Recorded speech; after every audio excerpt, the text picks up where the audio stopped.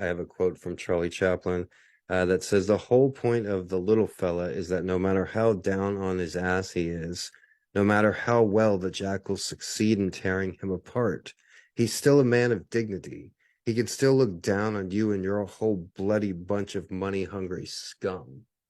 And I love Charlie Chaplin and I love the character the Tramp because that quote says it all. He his character the Tramp, the whole point of the little fella is he had dignity. He held his head high. If he was struggling to just get a bite to eat, he was still a man of dignity.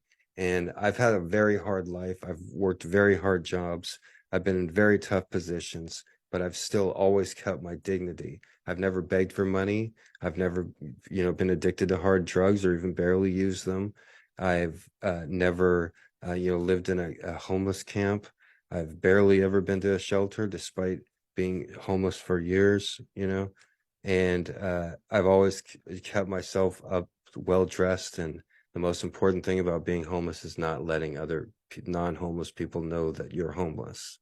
So that's what I see with the little tramp. Like he's just like a traveler, and a tramp is what they used to call, hobos that, would catch the trains and go from place to place during the 1920s and the Great Depression and even into the 40s and World War II time.